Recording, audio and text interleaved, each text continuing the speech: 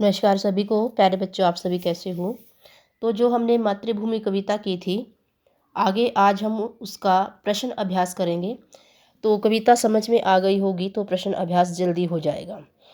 जिस बच्चे ने कविता को नहीं समझा, एक बार कविता जरूर समझ लें। तो पहला प्रश्न इसमें क्या है, नीचे दिए गए सभी प्रश्नों का सटीक उत्तर कौन सा है, मतलब सही उत्तर कौन सा है। तो इन्होंने 4 ऑप्शन दिए हुए हैं और उनमें से आप हमें सही उत्तर को छांटना है। तो सबसे पहला प्रश्न है, हिंद महासागर के लिए कविता में कौन सा शब्द आया है, चरण, वंशी, हिमालय या सिंधु।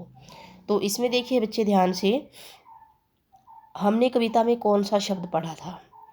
तो कविता में हमने पढ़ा था सिंधु शब्द। ठीक है, कविता में हमने सिंधु शब्द पढ़ा था हिंद महासागर के लिए। तो यहाँ पर इसका ऑप्शन सही होगा सिंधु। उसके बाद देखिए बच्चे, दूसरा प्रश्न है, मातृभूमि कविता में मुख्य रूप से भारत की प्रशंसा की गई है, भारत के महापुरुषों की जय की गई है, या भारत की प्राकृतिक सुंदरता की सराहना की गई है, या फिर भारतवासियों की वीरता का बखान किया गया है। तो दूसरे प्रश्न का उत्तर होगा भारत की प्राकृतिक सुंदरता की सराहना की गई है। ठीक है, दोनों प्रश्नों के उत्तर हो गए। आगे देखिए बच्चे, इन्होंने कहा है कि अपने मित्रों से अब चर्चा कीजिए और कारण बताइए कि आपने जो उत्तर बताए हैं वो आपने क्यों चुने हैं, उनका कारण बताइए। तो देखिए बच्चे, इसमें पहला हमने हिंद महासागर का जो प्राचीन नाम था उसके लिए हमने चुना है सिंधु। तो हमने सिंधु इसलिए चुना है क्योंकि हिंद महासागर का पहले जो नाम था वो सिंधु महासागर था। यह हमारे जो प्राचीन भारतीय हैं उनके द्वारा रखा गया था। भारत के नाम पर इस सागर का नाम हिंद महासागर रखा गया है, तो इसलिए हमने सिंधु शब्द को यहाँ पर सुना है। दूसरा है बच्चे, इसमें कविता में सोहनलाल द्विवेदी जी ने भारत के पर्वतों, नदियों, वृक्षों, मल्य पवन और घनी अमराइयों, मतलब सारी सुंदरता की चर्चा की गई है।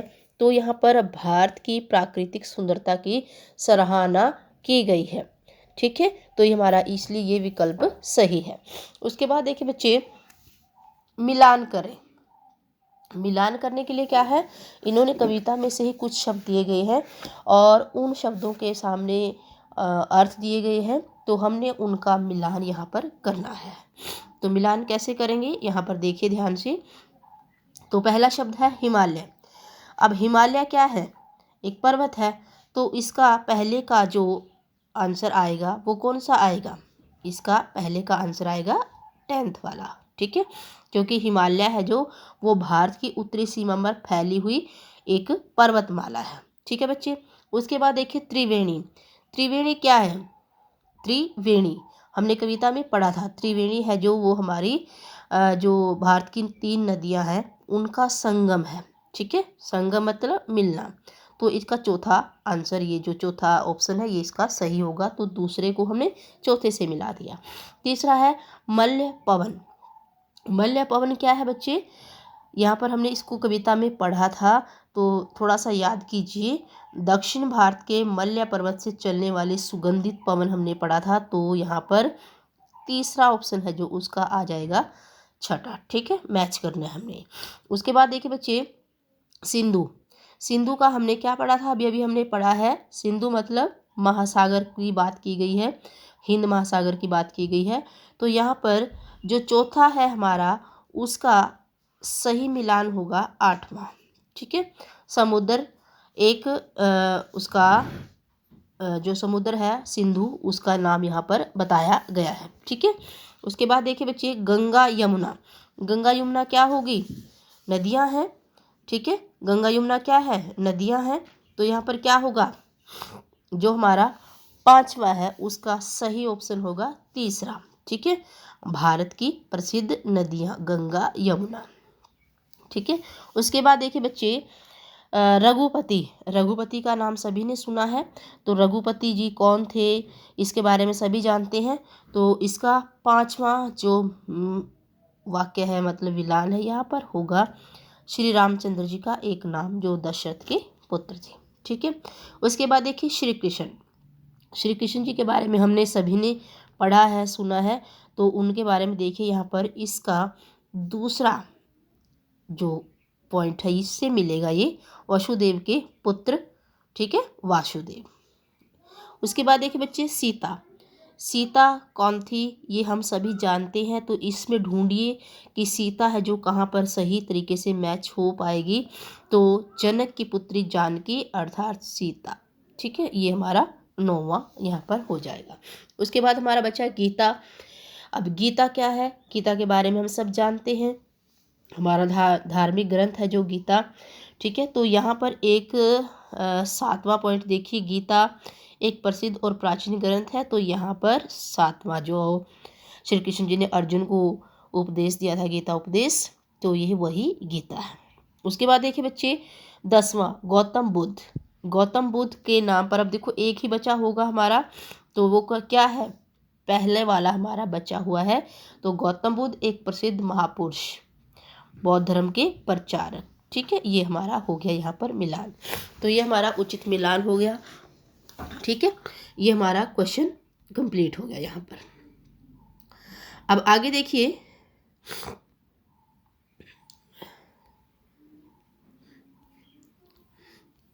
पंक्तियों पर चर्चा। पंक्तियों पर चर्चा कैसे है, कविता में से कुछ चुनकर पंक्तियां नीचे दी गई हैं, इन्हें ध्यान से पढ़िए और इन पर विचार कीजिए। आपको इनका क्या अर्थ समझ में आया, अपने विचार कक्षा में अपने समूह में साझा कीजिए और अपनी लेखन पुस्तिका में लिखिए। तो अब जो कुछ पंक्तियां हैं वो कविता में से ही दी गई हैं। यह युद्ध भूमि मेरी, वह बुद्ध भूमि मेरी, वह मातृभूमि मेरी, वह जन्मभूमि मेरी। तो इसका हमने अर्थ बताना है इन 2 पंक्तियों का। आपको क्या समझ में आया वो आपने बताना है और अपनी उत्तर पुस्तिका में लिखना है। तो कवि ने भारत को युद्ध भूमि मेरी कहा है क्योंकि भारत की भूमि सदा संघर्ष की भूमि रही है। यह हमें हर तरह के अभाव, अज्ञान और दुख से लड़ना सिखाती है।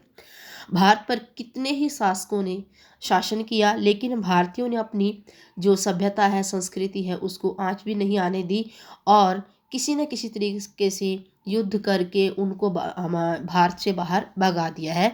तो यहाँ पर प्रेम, दया और अहिंसा का संदेश है वो महात्मा बुद्ध ने दिया है। जो भारत है जो वो सदा से ही एक ऐसा देश रहा है जो दूसरों को भी प्रेम, दया और अहिंसा का पाठ पढ़ाता है। तो ये हमारी इन 2 पंक्तियों का अर्थ होगा। आगे देखिए बच्चे, सोच विचार के लिए। सोच विचार में क्या होगा, कविता को एक बार फिर से पढ़िए और निम्नलिखित में से पता लगाकर लिखिए। अपनी जो उत्तर पुस्तिका है उसमें आपने लिखना है, ठीक है। ये बड़े आसान से क्वेश्चन है। कोयल कहाँ रहती है, तन मन कौन संवारती है, झरने कहाँ से झरते हैं, श्री कृष्ण ने क्या सुनाया था, गौतम ने किसका यश बढ़ाया। तो ये सारे हमने कविता में ही पढ़े हैं, तो कविता में से ही इनके आंसर हमने ढूंढने हैं। तो क्या होगा इसमें देखिए, कोयल कहाँ रहती है, कोयल अमराइयाँ मतलब आम के बगीचों में रहती है। और तन मन कौन संवारती है, बहती मल्य पवन है जो, वो हमारा तन मन संवारती है। झरने कहाँ से झरते हैं, झरने पहाड़ियों से झरते हैं। ये हमने सब कविता में पढ़ा हुआ है। श्री कृष्ण ने क्या सुनाया था, गीता का उपदेश सुनाया था और संदेश दिया था श्री कृष्ण जी ने अर्जुन को कि कर्म करना ही तुम्हारा पहला कर्तव्य है। गौतम ने किसका यश बढ़ाया था, तो महात्मा बुद्ध गौतम ने भारत का यश बढ़ाया था। अहिंसा, दया और प्रेम, इन सब का पाठ उन्होंने पढ़ाया था। उसके बाद देखिए बच्चे, ख भाग है जो, नदियाँ लहर रही हैं, पग पग छहर रही हैं। लहर का अर्थ होता है पानी का हिलोरा, मौज, उमंग, वेग, जोश, ठीक है। तो एक लहर का इतने सारे अर्थ होते हैं। और छहर का अर्थ होता है बिखरना, छितरना, छिटकना, फैलना। तो कविता पढ़कर पता लगाइए और लिखिए कहाँ कहाँ छटा है जो छहर रही है और किसका पानी लहर रहा है। तो इसका हमने आंसर इसमें से देखना है कविता में से। तो नदियों के किनारे पर नदी में तेज लहर आने पर जल है जो दूर दूर तक फैल जाता है और नदी तेज वेग में हिलोरे लेकर आगे बढ़ती है, ठीक है, तो ये हमारा इसका हो गया शहर रहा है। और किसका पानी लहर रहा है? गंगा, यमुना, त्रिवेणी, मतलब तीनों नदियों का जो पानी है, उसका जो संगम स्थल है, वो पानी है जो हिलोर ले रहा है, उमंग है, जोश है, मस्ती है, इन सब के साथ वो आगे बढ़ रहा है। तो ये हमारे इस प्रश्न का उत्तर हो गया। आगे देखिए कविता की रचना। गंगा यमुना त्रिवेणी नदियां लहर रही हैं, तो यमुन शब्द यहाँ पर यमुना नदी के लिए आया है। कभी कभी कविता की लय और सौंदर्य को बढ़ाने के लिए इस प्रकार से शब्दों को थोड़ा सा बदल देते हैं। यदि यमुना है जो, वहाँ पर यमुन शब्द का प्रयोग हुआ है, यमुना के स्थान पर यमुन शब्द का प्रयोग हुआ है। ठीक है, तो ऐसे क्या होता है कि कविता को सुंदर बनाने के लिए, लय करने के लिए एक छोटे छोटे से शब्दों को भी थोड़ा थोड़ा सा बदलाव कर सकते हैं। ठीक है, तो ये क्वेश्चन इतना मुश्किल नहीं है, इसको आप पढ़ के भी छोड़ सकते हो, बस ज़्यादा इसमें करने की आवश्यकता नहीं है। उसके बाद देखिए बेटे, स्तंभ 1 और 2 को मिलान करना है। ये मिलान वाले क्वेश्चन बड़े ही इंपॉर्टेंट होते हैं, पेपर में आते ही आते हैं, इनको बड़ा ध्यान से सुनना है और इनमें ज़्यादा कुछ नहीं करना है। कविता समझ में आ रही है, कविता का अर्थ समझ में आया है, तो आपने कुछ नहीं, बस उन शब्दों को आपस में मिलाना है। ठीक है, तो पहले में देखिए, यह जन्मभूमि मेरी और यह मातृभूमि मेरी, इसको हमने मिलाना है। किसका किसके साथ मिलाएंगे, आप जरा ध्यान से देखिए। अब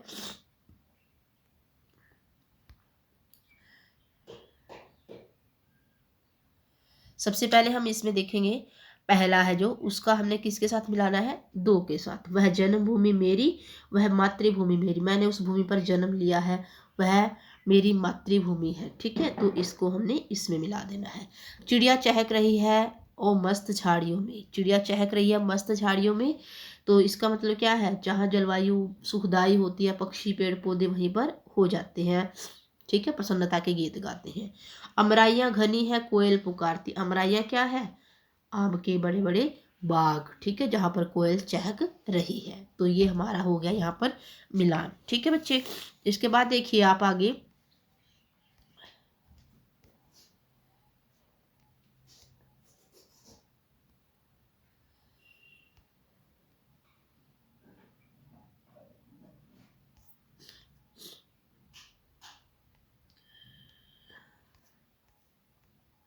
अनुमान या कल्पना से, यहाँ तक समझ में आ गया। अनुमान और कल्पना देख लेते हैं अब।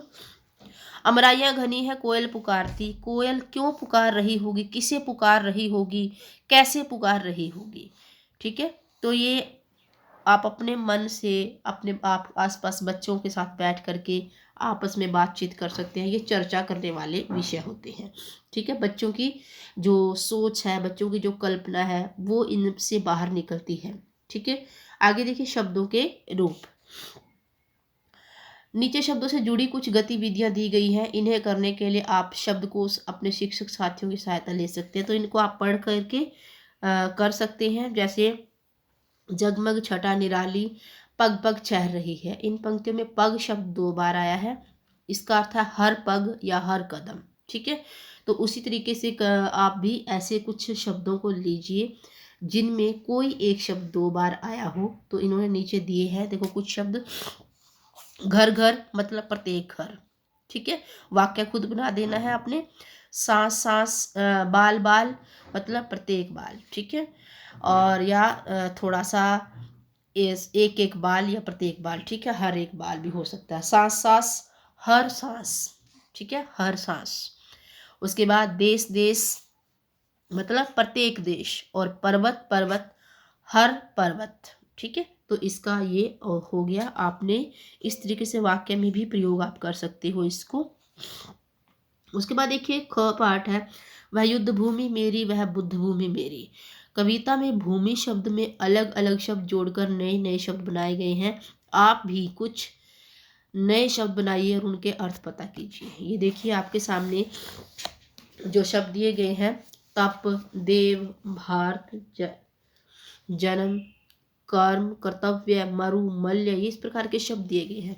आपने इनमें अलग अलग तरीके से शब्दों को बनाना है। ठीक है, तो कैसे बनाओगे? जैसे भूमि में आपने रंग जोड़ दिया, रंग भूमि बन गया, कर्म भूमि बन गया, जन्मभूमि बन गया, देवभूमि बन गया और रंगभूमि। ठीक है, इस तरीके से आपने नए नए शब्द आपने बनाने हैं। उसके बाद बच्चे थोड़ा थोड़ा, थोड़ा भिन्न थोड़ा समान, ये देखिए आगे क्या है, इसमें बड़ा ही आसान सा प्रश्न है ये भी। ये इतना इम्पोर्टेंट नहीं है आप लोगों के लिए। आप आगे देखिए, पाठ से आगे जो कविता में से प्रश्न बन रहे हैं।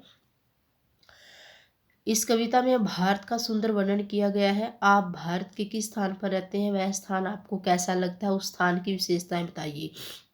तो विशेषता बतानी है, किस किस चीज़ की बतानी है, प्रकृति बतानी है, खान पान बताना है, जलवायु कैसा, क्लाइमेट कैसा है, फेमस जो हिस्टोरिकल प्लेस है या फेमस प्लेस है उनके बारे में आपने बताना है। आप जहाँ से भी हैं वहाँ के बारे में आपने इसमें बताना है। ठीक है, तो ये आपका अपने हिसाब से प्रश्न का उत्तर बनेगा। इसमें आप किसी की नकल नहीं कर सकते, अपने हिसाब से आपने बनाना है। आगे देखिए, वंशी से श्री कृष्ण ने सुनाई वंशी पुनीत गीता। तो यहाँ पर देखिए बच्चे, वंशी से, वंशी जो है बच्चे बांसुरी को कहते हैं। यह मुंह से फूंक मारकर बजाया जाने वाला एक वाद्य यानी कि बाजा ही होता है। इसमें फूंक मारी जाती है और फिर इसमें इसको बजाया जाता है। तो आपने इसमें से जो ये नीचे पहेली दी गई है, एक जाल दिया है, शब्द जाल दिया गया है, तो आपने इसमें से कुछ ऐसे शब्दों को बनाना है जो फूंक मार करके बजाए जाते हैं। ठीक है, तो सबसे पहले हम इसमें क्या करेंगे, देखेंगे। इसमें कुछ बच्चों के पास तो होगा भी ऐसा ऐसा जो फूंक मार कर बजाए जाते हैं। जैसे ये पहला ही है, अलगोजा, मार्केट में बहुत सारे बिकते हैं, देखते हो आप। आगे देखिए, इसमें भकोरा, भंकोरा, ये वाला दूसरा। और उसके बाद देखिए नाद स्वरम, ये भी एक फूंक मार कर ही बजाया जाता है। उसके बाद देखिए बच्चे, शंख, ये शंख पूजा पाठ में जब बजाते हैं। और उसके बाद है बिंसी, और इसके बाद है बांसुरी, ये बहुत सारे बच्चों के पास मिल जाएगी। और बांसुरी के बाद है ये, नहीं नहीं, ये इसमें ये है जो, ये ऐसे आएगा बीन। और ये सींगी, सींगी होता है सींग टाइप में, आपने देखा होगा, एक सींग, सींग की आकृति से बना होता है, उसको यहाँ पर बोलते हैं सींगी। और बीन आपने देखा होगा, बहुत पेरे बजाते हैं जो बीन, वहाँ पर आपने देखा होगा। ये सारे जो वाद्य यंत्र है ये फूंक मारकर बजाए जाते हैं। ठीक है, आगे देखिए, इसमें यहाँ तक आपको समझ में आ गया होगा। ये सारे इनके पिक्चर दिए गए हैं, तो आपने इनको लिखना है यहाँ पर। ठीक है, आगे आज की पहेली, पहेली में क्या है, ध्यान से पढ़ना है। आज हम आपके लिए बड़ी ही अच्छी पहेली लेकर आए हैं। तो इसमें आपने पहेली है जो वो भरनी है। देखो कैसे इन्होंने शब्दों को आगे पीछे करके, अक्षर दिए हैं आगे पीछे करके, आपने उनको सही तरीके से लगा करके नया शब्द बनाना है। मतलब उससे क्या शब्द बनेगा, उसमें कौन सा शब्द छिपा हुआ है, इन अक्षरों को आगे पीछे करने के बाद कौन सा शब्द छिपा हुआ है। तो जैसे इन्होंने एक उदाहरण भी दिखाया हुआ है, महासागर। ठीक है, तो दूसरे में हिमालय, तीसरे में गंगा, कुछ मात्राएं और जो अनुस्वार है उनको इन्होंने छिपा दिया, वो हमने खुद लगाने हैं। ठीक है, और भतर है, भतर बन गया, तो इसका मतलब क्या है, हम इसमें ई की मात्रा लगाएंगे तो भीतर बन जाएगा। ठीक है, उसके बाद कोयल, और कोयल के बाद व न प लिखा हुआ है, तो इसको हम देखो प व न, पवन बन जाएगा। ठीक है, तो ये आपका यहाँ तक प्रश्न उत्तर है जो आपके यहाँ तक हो गए। तो बाकी हम अगले वीडियो में करेंगे, थोड़े से और क्वेश्चन इसके बचे हुए हैं, तो यहाँ तक आपने बड़े ध्यान से कर लेना है। ठीक है बच्चे, पढ़ते रहिए और मस्त रहिए। पढ़ने में मस्त रहोगे तो ही आप अच्छा कर पाओगे। धन्यवाद।